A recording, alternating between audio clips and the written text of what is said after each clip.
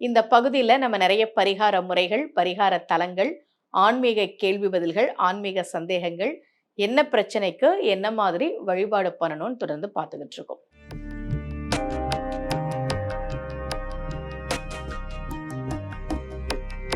ரகசிய உண்மைகள் சேனலை பார்த்து கொண்டிருக்கும் உங்கள் அனைவருக்கும் சுமதி ஸ்ரீயின் அன்பு வணக்கம். நிறைய பேரு கடன் பிரச்சனை, கடன் பிரச்சனை, கடன் பிரச்சனை அப்படின்னு சொல்லுவாங்க. ரொம்ப வருத்தப்படுவாங்க. நீங்க யோசிச்சு பாருங்களேன். கடன் பிரச்சனை வந்து எப்படி தீரும்?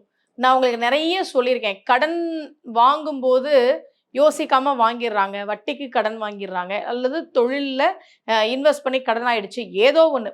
இந்த கடன் பிரச்சனை எப்படி தீரும்? ஒரு 2 கோவிலுக்கு போனா என் கடன் பிரச்சனை தீந்துருமா? அப்படின்னா, நம்ம அத எப்படி புரிஞ்சுக்கணும்னா, நீங்க ஒரு கோவிலுக்கு போகிறபோது, எனக்கு கடன் பிரச்சனை தீரணும் அப்படின்னா, அதுக்குன்னு சில கோவில்கள் இருக்குல்ல.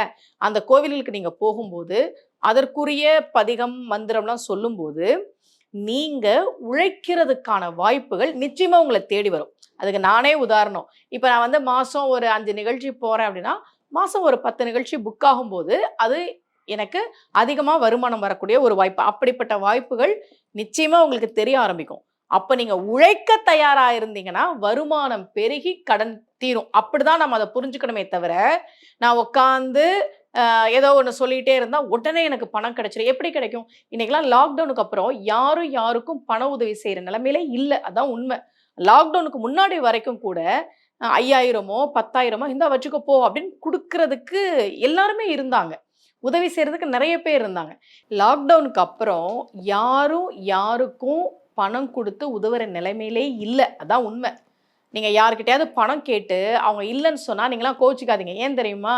நாளைக்கு ஏதாவது ஒரு பிரச்சனை வந்துட்டா நாம என்ன பண்றது? அப்படின்ற ஒரு கவலை எல்லாருக்குமே இருக்கு. அதுக்கு முன்னாடி வரைக்கும் உதவி பண்ற மனநிலை எல்லாருக்கும் இருந்தது. எல்லாருக்கும் இருந்தது. அவங்கவங்களால முடிஞ்சது 1000மோ, 2000மோ, 5000மோ இந்தா வச்சுக்கோ அப்படின்னு சொல்ற அந்த மனசு இருந்துச்சு. லாக்டவுன் எல்லாருடைய வாழ்க்கையும் புரட்டி போட்டதுக்கு பிறகு இப்படி மாறிட்டோம். நம்ம எல்லாருமே மாறிட்டோம். சரியா? சரி இப்ப கடன் பிரச்சனை. உதாரணமா ஒரு 50,00,000 இருக்குன்னு வச்சுக்கோங்களேன். இது எப்படி தீரும் அப்படின்னு நீங்க நினைக்கிறீங்க? யாரு முதல்ல பணம் குடுப்பா நமக்கு? யாரும் குடுக்க மாட்டாங்க. குடுக்குறதுக்கு வாய்ப்பு குறைவு. 50,00,000 யார் குடுப்பா? ஏதோ சில ஆயிரங்கள் குடுக்கலாம். ஒண்ணு யாரும் நமக்கு பணம் குடுக்க மாட்டாங்க. சரி லாட்டரியில பணம் விழுந்து நான் என் கடன்லாம் அடைச்சுருவேன் அப்படின்னா, அது சாத்தியமா? சில பேர் கேட்பாங்க ஜாதகம் பார்க்கும்போது. லாட்டரியில பணம் விழுவுறதுக்கு பரிகாரம் சொல்லுங்கம்மா.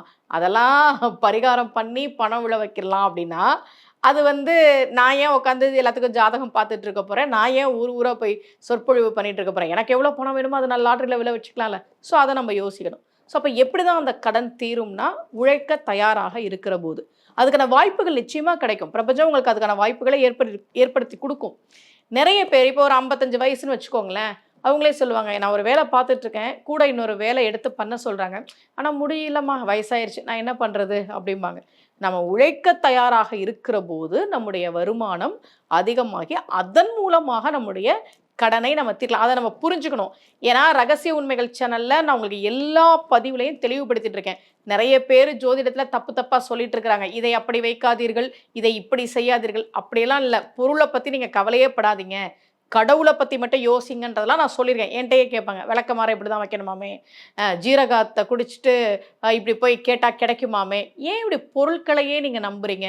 ஏன் பொருட்கள பார்த்தே பயப்படுறீங்க? கடவுள நம்புங்க, பதிகங்கள சொல்லுங்கன்றது நம்ம ரகசிய உண்மைகள் சேனல்ல நான் கிட்டத்தட்ட ஒரு 800 எபிசோடுக்கு மேல நான் உங்களுக்கு சொல்லிட்டு இருக்கிறேன். ஒருவேளை கடன் பிரச்சனை இருந்ததுன்னா, அது எப்படி தீரும்ன்றத நான் உங்களுக்கு விளக்கம் குடுத்துட்டேன். இவ்வளோ நேரம் நான் என்ன பேசினேன்னா, உடனே தீரணும் அப்படின்னா, அதுக்கு சாத்தியமா அப்படின்றத நீங்க யோசிச்சுக்கோங்க.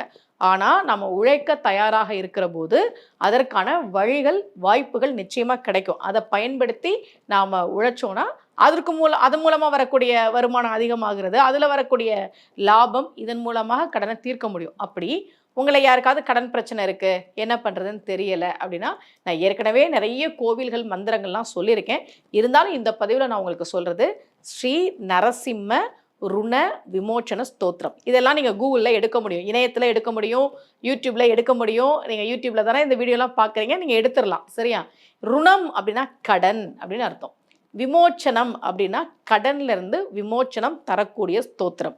ருண விமோச்சன ஸ்தோத்திரம். அதுவும் நரசிம்மருக்காக இருக்கக்கூடிய ஸ்தோத்திரம். ஸ்ரீ நரசிம்ம ருண விமோச்சன ஸ்தோத்திரம். இத வந்து நீங்க பாராயணம் பண்ணுங்க. இணையத்துல எடுத்து நீங்க உங்களுக்கு நேரம் கிடைக்கிறப்பலாம் சொல்லுங்க. நரசிம்மர் கோவிலுக்கு போய் சொல்லுங்க. நீங்க இருக்கிற இடத்துல லக்ஷ்மி நரசிம்மர் கோவில் இருக்கு அப்படின்னா, அந்த லக்ஷ்மி நரசிம்மர் கோவிலுக்கு போய் சொல்லுங்க. முக்கியமா சுவாதி நட்சத்திரம் அன்னைக்கு. ஏன்னா நரசிம்மருக்கு உரியது சுவாதி நட்சத்திரம். சுவாதி நட்சத்திரம் அன்றைக்கு லக்ஷ்மி நரசிம்மரை கோவில்ல போய் வழிபாடு செய்து இந்த ஸ்தோத்திரத்தை சொல்லுங்க. அல்லது நீங்க வீட்லயே உட்காந்து லக்ஷ்மி நரசிம்மரை மனசுல தியானிச்சு இந்த ஸ்தோத்திரத்தை சொல்லுங்க. ஒவ்வொரு நாளும் சொல்றது முக்கியம். அதுல குறிப்பா சுவாதி நட்சத்திரம் அன்னைக்கு சொல்லும்போது நல்ல பலன்கள் கிடைக்கும். எப்பவுமே நம்ம ஒருத்தவங்களை பொய்யான நம்பிக்கையெல்லாம் கொடுத்து ஏமாற்றக்கூடாது. அதனால நான் உங்களுக்கு சொல்றது, உங்களுக்கு உங்கள் வருமானம் அதிகரிப்பதற்கான வாய்ப்புகள் கிடைக்க ஆரம்பிக்கிற போது நீங்க உழைச்சு அந்த வருமானத்தின் மூலமாக கடனை நிச்சயமாக தீர்க்க முடியும். நிறைய பேருக்கு சொல்லியிருக்கேன். அவங்க சொல்லுவாங்க, அம்மா நீங்க சொன்னதெல்லாம் நான் பண்ணேன். எனக்கு இப்போ ஒரு பிஸ்னஸ் ஆஃபர் வந்திருக்கு. ஒருத்தர் ஒரு பிஸ்னஸ் தொடங்குறாரு, என்னை பார்ட்னரா சேர்த்துக்கிறாரு. இல்லை என்கிட்ட பொறுப்பை ஒப்படைச்சு நீ பார்த்துக்கோன்னு சொல்றாரு. இந்த மாதிரிலாம் சொல்லுவாங்க. கொடைக்கானல்ல இருக்கக்கூடிய ஒருத்தவங்க, கொடைக்கானல்ல வழக்கமா 7 மணிக்கு மேல தான் எல்லாரும் வெளியில வருவாங்க இல்லையா? அவங்க வெளிநாட்டுல உள்ளவங்களுக்கு பாட்டு கிளாஸ் எடுக்கிறாங்க ஆன்லைன்ல. ஆன்லைன்ல இப்ப வெளிநாட்டுலனா நேரம் மாறும்ல. அமெரிக்கால ஒரு நேரமா இருக்கும், யூகேல ஒரு நேரமா இருக்கும், ஆஸ்திரேலியால ஒரு நேரமா இருக்கும். இப்படி வெளிநாட்டுல உள்ளவங்களுக்கு அவங்களுக்கு பாட்டு ஆன்லைன்ல எடுத்து அவங்க மியூசிக் டீச்சர் ஸ்கூலுக்கும் போய்க்கிட்டு இரவுல நீங்க யோசிச்சு பாருங்க. ஒரு 2 மணி நேரம், 3 மணி நேரம், 4 மணி நேரம். ஒருத்தருக்கு காலைல 4 மணிக்கு எந்திரிச்சு பாடம் நடத்தணும். ஒருத்தருக்கு நடுராத்திரி 12 மணிக்கு பாடம் நடத்தணும் நம்ம நாட்டு நேரத்துக்கு.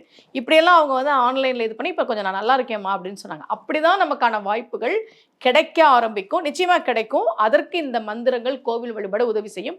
நம்ம உழைக்க தயாராக இருக்கிற போது நிச்சயமாக கடன் பிரச்சனை தீரும். ஸ்ரீ நரசிம்ம ருண விமோச்சன ஸ்தோத்திரம் அதை சொல்லுங்க.